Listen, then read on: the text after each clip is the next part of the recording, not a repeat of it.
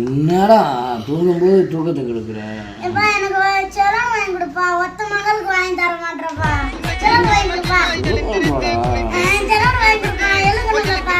ஒத்த மகளுக்கு வாங்கி கொடுப்பா. வாங்கி கொடுப்பா. எந்திரிப்பா. செலவு வாங்கி கொடுப்பா. என்னடா இப்போ அன்னைக்கு 20 ரூபா எடுத்து செலவு வாங்கி கொடுத்துடா? அன்னைக்கு வலுவலுன்னு போச்சு. இன்னைக்கு வாங்கி கொடு. வலுவலு வச்சா இப்போ தானே வாங்கி கொடுத்தேன் கொஞ்ச நாளைக்கு முன்னாடியே. அப்படியா? சரி எம்பிட்டு வேணும்? இன்னைக்கு 25 ரூபா வேணும்.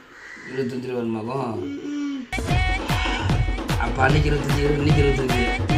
2 கூட்டினா 410 ரூபா ஆச்சு. 410 ரூபா அப்புறம் நீ மொத்தம் எனக்கு 410 ரூபாயா? அட கணக்கு தெரியாதப்பா. அப்புறம் 50 ரூபாப்பா. 50 ரூபா எப்படி வரும்? 25 410 ரூபா. 410 ரூபா எப்படி வரும்? சரி உன் செலவு எடு.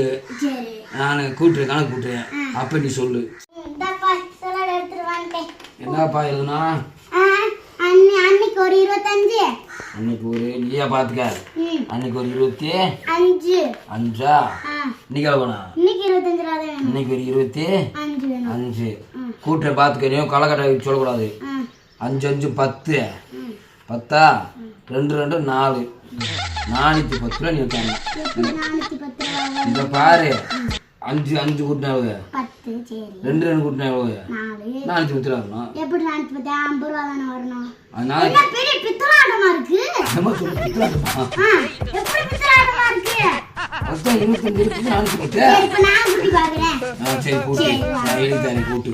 சரி அன்னைக்கு 25. இன்னைக்கு 25. கூட்டு வாப்போம். 5 5 10க்கு 5 5 10.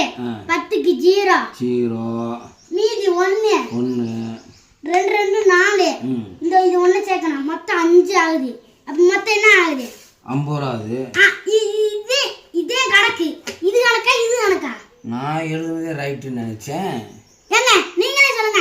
எங்க அப்பா வந்து கரெக்டா நான் என்ன கரெக்டா? ஏங்க நீங்களே கமெண்ட்ல சொல்லுங்க. சொல்லுங்க. என் கணக்கு நல்ல கணக்கா? இந்த புள்ள கணக்கு கணக்கா நல்ல கணக்கு? நீ ஏமாத்து கணக்கா பேசுதுங்க இந்த புள்ள.